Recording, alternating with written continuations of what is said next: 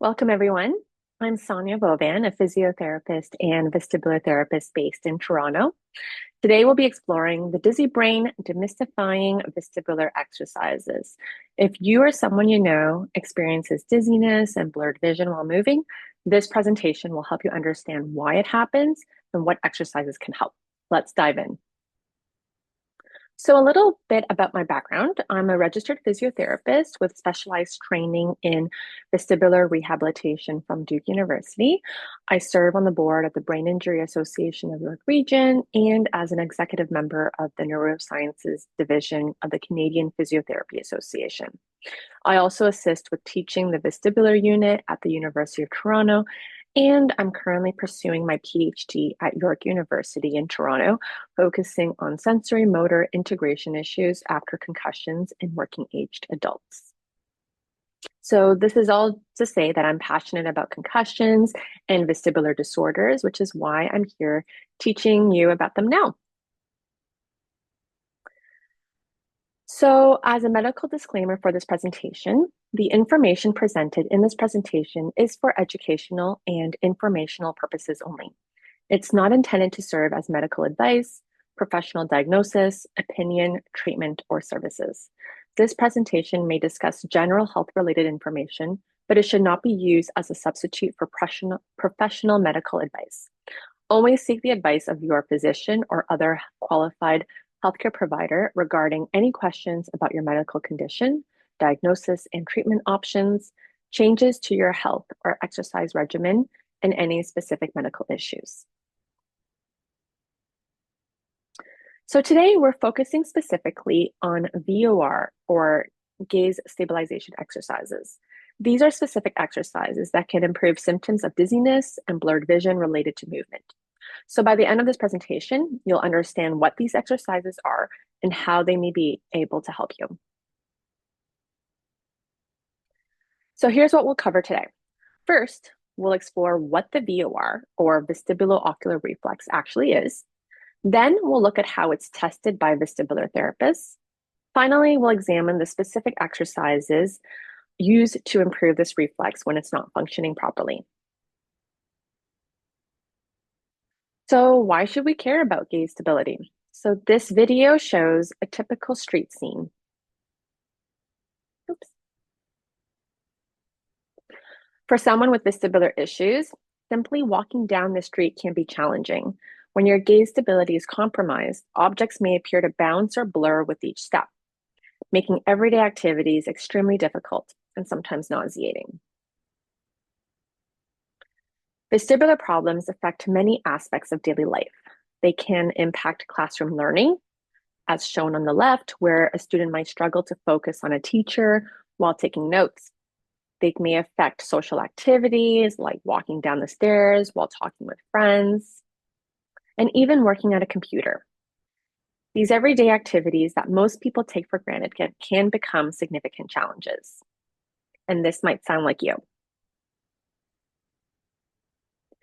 Let's start with the basics. The vestibular system is your body's balance system. Think of it as your built-in GPS and motion sensor. Located in your inner ear, it tells your brain which way is up, helps you keep your balance when moving, and keeps your vision clear when your head moves. When this system isn't working properly, you'll feel dizzy. Here's what the vestibular system looks like.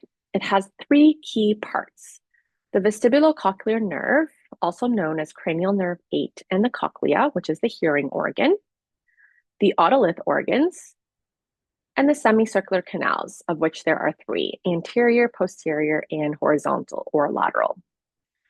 You'll have a pair of each on either side.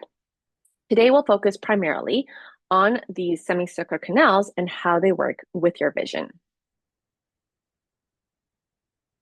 So the semicircular canals are three loop-shaped structures arranged at right angles to each other, kind of like the corner of a room. They're filled with fluid that moves when your head moves. Each canal detects movement in different directions, so think of them like a 3D motion sensor system that detects every way your head can move. Here's an image of me with the vestibular headband that was created by Vestibular first, and it shows the vestibular canals and their orientation, as well as the otoconia movement within the canals. This diagram shows how these canals are structured. So your left and right ears each have 3 canals, making 6 total. They're arranged in matching pairs that work together like a team. And this teamwork is helpful because when one canal says there's movement, the partner says there's no movement. So this creates a very clear signal to your brain about which particular movement is occurring. This sensory redundancy is important because it allows for vestibular compensation to occur after injury. So essentially, your brain can learn to rely more on the healthy side. So for example, if there is injury to the left horizontal canal, then the right horizontal canal can compensate for that injury to continue to tell your brain where you are in space. The canals and the eye muscles work as partners. This relationship allows for quick processing and precise movements. When your head moves, your eyes muscles produce the appropriate opposite movement of the eyeballs to maintain gaze stability. This coordination is fundamental to clear vision during movement. Now let's look at the vestibulo-ocular reflex, also known as the VOR. So I like to compare it to camera stabilization. So with modern cameras, they can detect shaking and automatically adjust the lens to keep photos sharp. So similarly, your VOR system detects head movement and automatically moves your eyes to maintain clear vision. You use this every day when you're reading signs while you're walking, watching objects while you're in a moving car, looking around while running or walking, and maintaining focus during quick head turns. The VOR keeps your vision clear when your head moves by moving your eyes in the exact opposite direction of your head movements. It works incredibly fast. It's one of the body's quickest reflexes. The VOR handles both turning movements, like shaking your head, and straight movements, like walking forward and backwards. Most impressively, it works with amazing precision. Your eyes move at exactly the right speed to match your head movement to minimize blurring.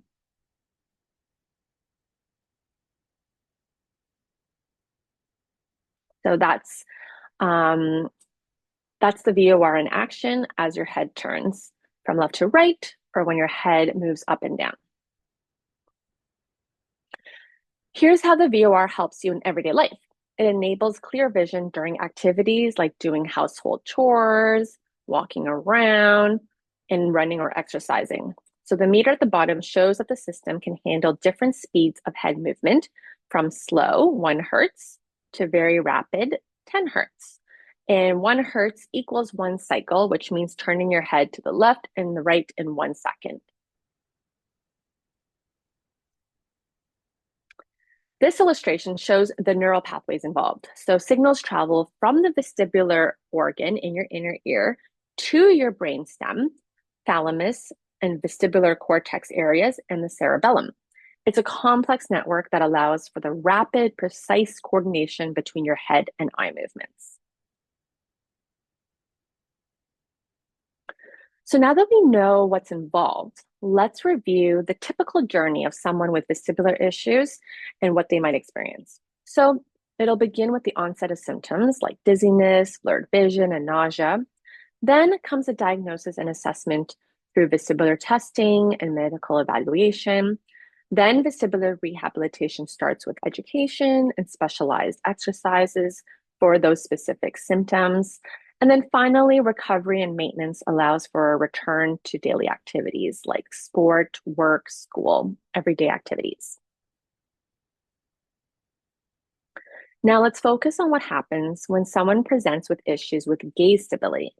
So gaze stability issues occur when the vestibular inputs from both ears aren't balanced or when the brain isn't processing these signals correctly, resulting in dizziness and blurred vision with head movement.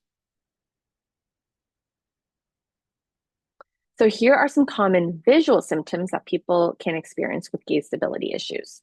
Blurred vision when moving your head, difficulty reading signs when walking, text seems to jump or move on the page, trouble focusing on objects while in a moving vehicle, need to stop to read something clearly, difficulty watching moving objects like following a ball, and objects appear to bounce or jitter when you move. Besides visual symptoms, there are also movement and balance challenges. So, like feeling unsteady when turning your head quickly, tendency to bump into objects and walls, difficulty walking in crowded spaces, need to move your whole body, not just your head to look at things, trouble using stairs while looking around, walking feels more secure when staring straight ahead, and feeling off balance in visually busy environments like stores and malls. And it's not to say that if someone has gaze stability issues that they would experience all of these symptoms, um, but but having these symptoms could be an indicator that gaze stability issues should be looked into. These symptoms can also significantly impact daily life. So these are some things that individuals can report. So they might avoid activities that require head movement while looking. They may feel uncomfortable in busy visual environments, again, like grocery stores, crowded streets. They may have difficulty driving, especially checking blind spots because that involves head turning and focusing. Feeling fatigued after visual tasks or at the end of the day, trouble with sports or physical activities, need to close eyes or take visual breaks, and reading for extended periods can be challenging. And also another thing too is that it doesn't mean that having these symptoms also means that you have gaze stability issues. There could be other causes for these symptoms as well. And there are also other associated symptoms with gaze stability issues. So dizziness or vertigo triggered by head movements, motion sickness that wasn't there before, headaches after doing visually demanding tasks, neck stiffness or tendency to limit head movements, anxiety about moving in certain environments, nausea with rapid head movements, and sensitivity to visual motion, like scrolling on a screen. Vestibular therapists use several tests to assess gaze stability. So the VOR test evaluates how well your eyes stay focused during head movement. The head thrust impulse test shows which side of your vestibular system isn't working properly. And then the dynamic visual acuity test measures how well you can read while your head is moving. So all of these tests offer different types of information, and these tests, in addition to other important components of an assessment, will help the therapist determine if gaze stability issues could be the problem for the person's symptoms. For chronic vestibular dysfunctions, patients often learn to focus their eyes on one spot to reduce the sensations of vertigo, dizziness, and imbalance. And that's because with a vestibular dysfunction, there's something called nystagmus, where the eyes involuntarily move. And so by focusing their eyes, they can minimize that nystagmus, that eye movement. Infrared video goggles, though, help vestibular therapists see what's really happening when this compensation technique, this fixation technique, is removed, allowing for more accurate diagnosis and treatment planning. So if you can find a vestibular therapist that uses infrared video goggles, it'll be more beneficial to your treatment and recovery. Vestibular rehabilitation is an active treatment approach driven by both symptoms and performance goals. It's not passive. It requires your full participation and consistent effort, but the results can be transformative. So the goal of VOR, or gaze stabilization exercises, is to create a mismatch between what your eyes see and your head movement to retrain your brain's balance system. So the basic principle is simple. You place a target on the wall, or you hold it in front of you at eye level, and then you move your head continuously from side to side, or up and down, or another direction that's relevant to you. You start slow, but gradually progress as to going as fast as you can while keeping the target in focus, which is key. Each session should last about 30 seconds to start, and then you can increase the duration as it starts to get easier. Here are some important considerations for this exercise. Only a small amount of head movement is needed. So you might see a lot of videos online where they're doing excessive head movements like that. You really only need a small degree of movement in order for this exercise to be effective. You should perform the exercise at different speeds since you move your head at different speeds throughout the day. So it only makes sense. You can work on just one side, the weaker side, or both sides. So if you find that turning your head to the left is more challenging, causes more symptoms, you have more difficulties focusing on the target compared to turning your head to the right, then you can just focus on doing it to the left side. You don't have to do the exercises in both directions. It's beneficial to practice in environments where you normally experience dizziness. So if you normally experience dizziness when there's a lot of commotion happening in the background, perhaps a TV playing, people walking in the background, then eventually you may want to practice this exercise with the target placed in that type of environment. You want to start with a stationary target while moving your head. This is called VOR times 1, which is an easier progression than progressing to moving the target in the opposite direction of your head movement, which is a more difficult progression. So that's VOR times 2. So it's VOR times 1 because only your head is moving, but the target is still. And then VOR times 2 is named as such because both the target and your head is moving in the opposite direction at the same time. So you may encounter a situation where your head may move in the opposite direction of a target in situations such as when you're walking forwards on a sidewalk, let's say while talking to a friend, but you happen to look at a car driving by on the opposite side of the street. So since this is a more challenging version of the exercise, you would consider doing this progression later in your recovery. So there are many variables that we can adjust for VOR exercises. So first, we can start with 30 seconds in duration and then progress to 2 minutes for each time you do the exercise. And ultimately, you want to try to do a total of 20 minutes per day. When it comes to head movement speed, you eventually want to build up to 1 hertz. So that's 1 full cycle of your head per second. But you also want to try different speeds because again, in your day-to-day life, you move your head at different speeds. So it's good to practice it that way.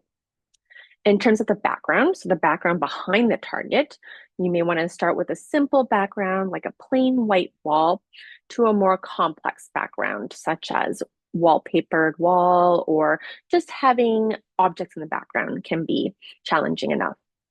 Then perhaps you want the background to be static, so a wall that has no motion, and then dynamic would mean, let's say if you were to place a TV in the back of the wall, or if there were people moving in the background, or sometimes I'll have my patients place the target on a window where there's things moving in the background in the environment behind them.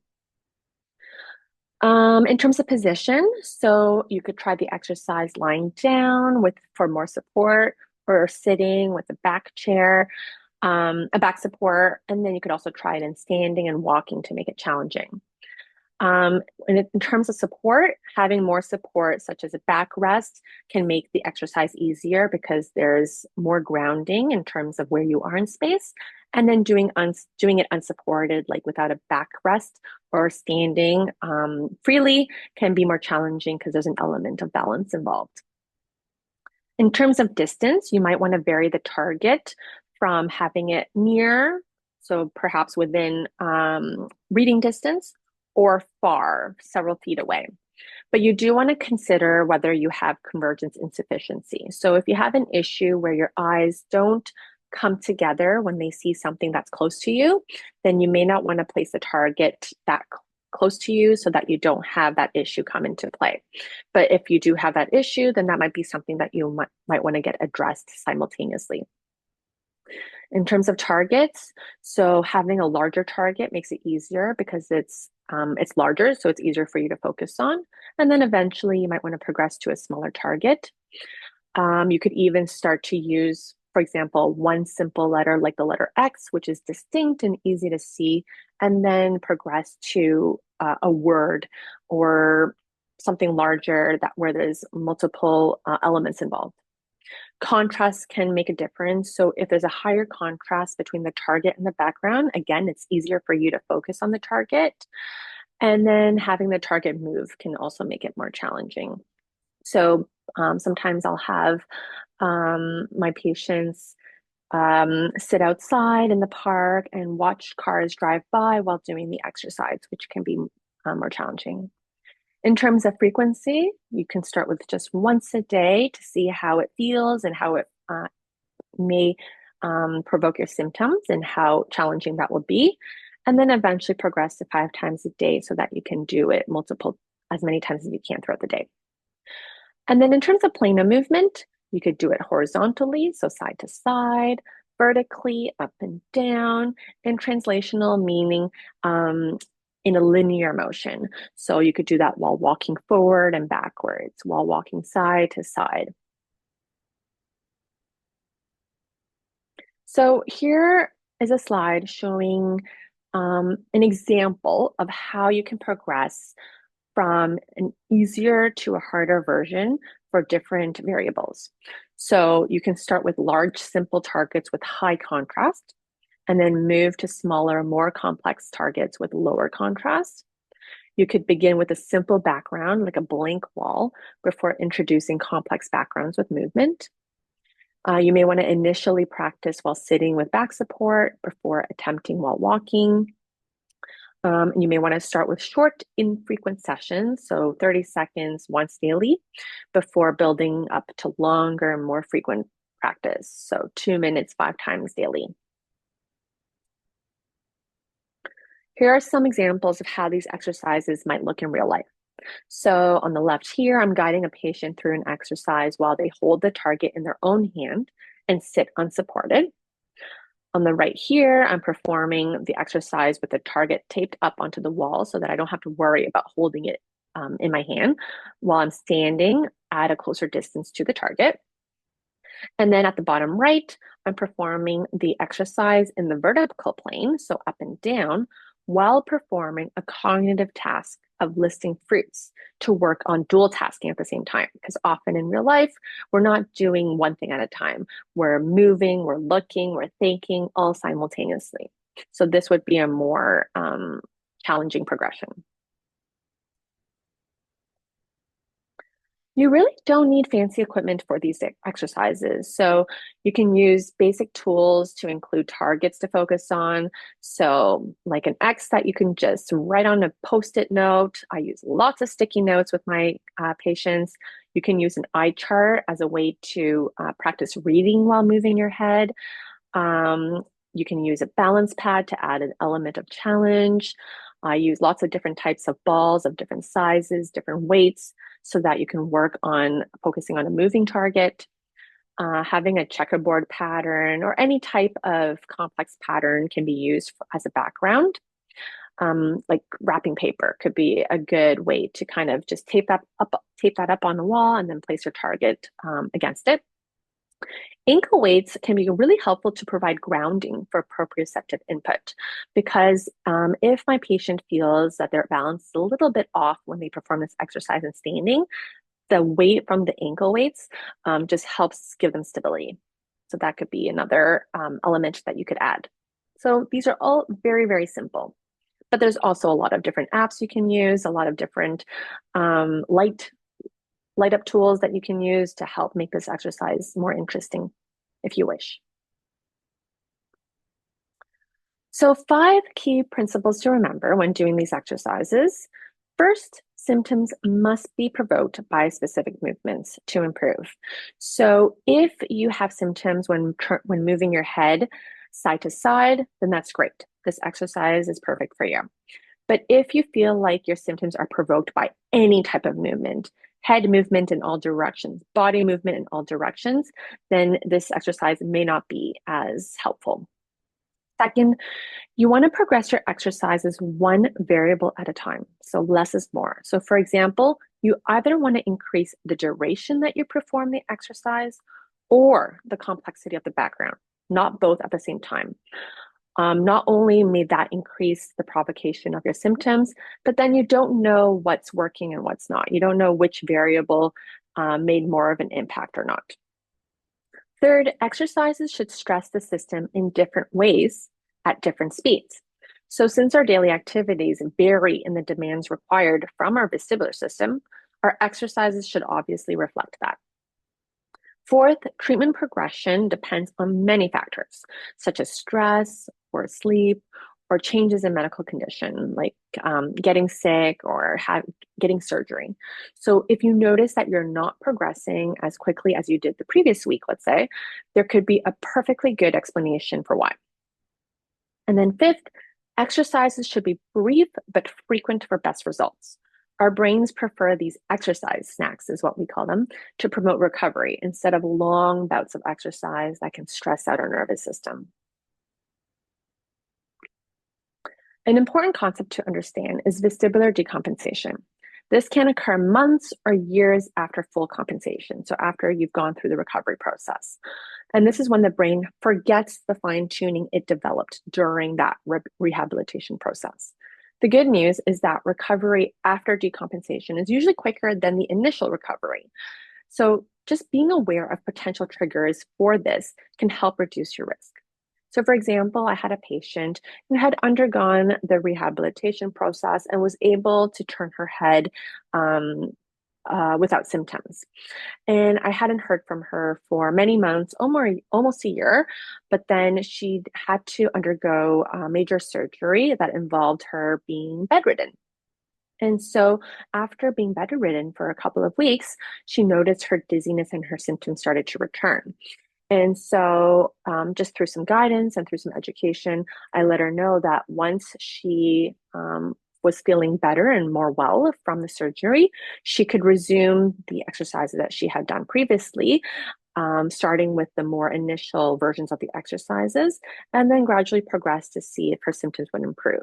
But obviously, if those exercises that she had been doing before weren't working for her, then I would have recommended that she would come in to see me to see if there was something else that could be occurring. But in her case, she was able to do her old exercises again, and then her symptoms improved much quicker than it had the first time around. So these are the common triggers that can occur and result in vestibular compensation. So changes in activity levels. So like I said, for example, being bedridden after surgery can have an impact. Medication changes, whether it's removing a medication, adding a medication, increasing a dosage of a medication. Physical or emotional stressors, and especially if they occur over a long period of time. Any changes in health or medical status, such as being sick. So being aware of these triggers can help you manage your symptoms and vestibular dysfunction more effectively in the long term, because if you're aware that these could potentially happen, you'll know what to do when they occur. Before starting these exercises, understand that they are designed to provoke symptoms. So we do expect a mild level of dizziness. That's how improvement happens. But let the dizziness settle to baseline before proceeding to the next exercise. Otherwise, you'll experience cumulative symptoms.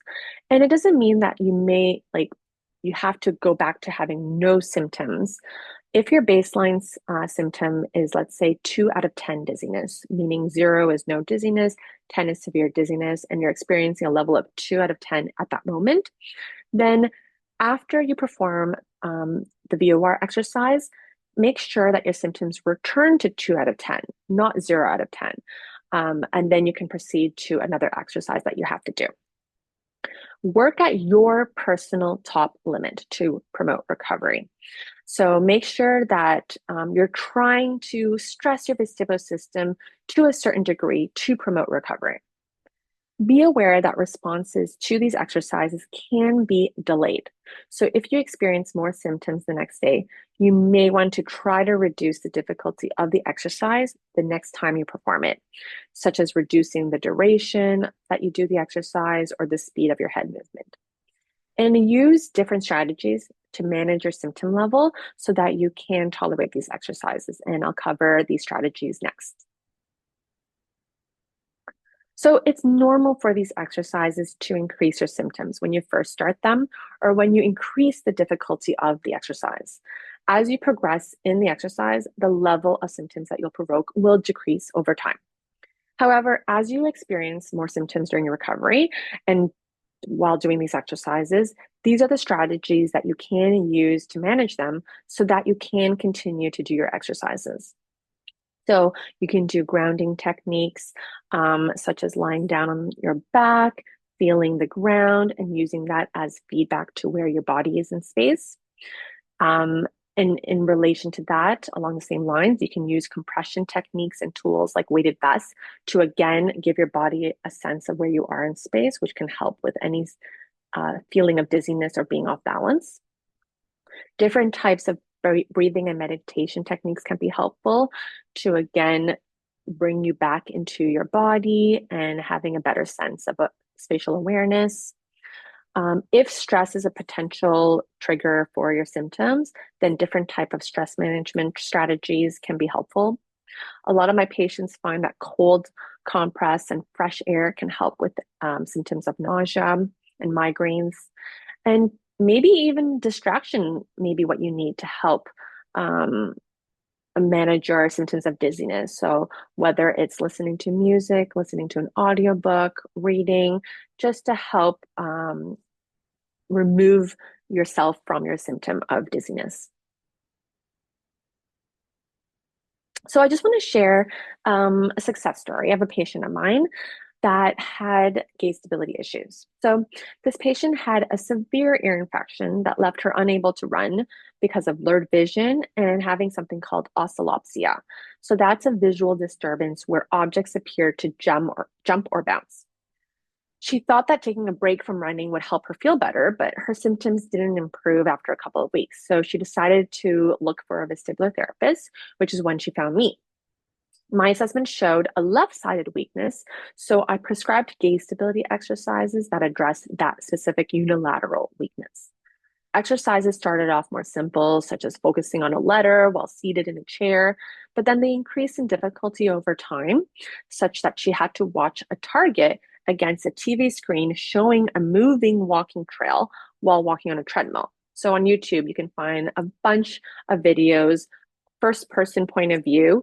And so one of them that I found was of someone walking through a trail, which was similar to an environment where she would normally go running.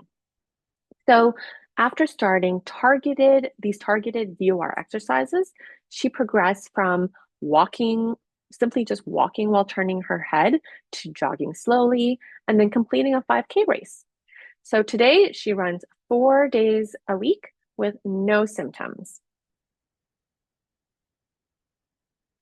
So to summarize, the vestibulo-ocular reflex, the VOR, keeps vision clear during head movement. It impacts everyday activities like walking, driving, and reading signs while moving. Gaze stabilization exercises retrain your brain by practicing coordinated eye movements during controlled head movements. And with consistent practice, most people see significant improvements. So now that you've learned all about the VOR, what do you do now? Your next steps are you can find a vestibular therapist near you for a proper assessment and personalized guidance. You could also book an online consultation with me to learn if working with me virtually can be an option. You could just begin by tracking your symptoms to determine whether they could potentially be associated with gait stability issues. And if they are, then you can start with the basic version of the gait stabilization exercises that we reviewed in this presentation to see if they could potentially help with your symptoms. So thank you so much for your interest in learning about the VOR. Feel free to contact me with questions anytime. You can visit my website for more information or follow me on Instagram at All in Your Head PT. I'm happy to connect with you anytime.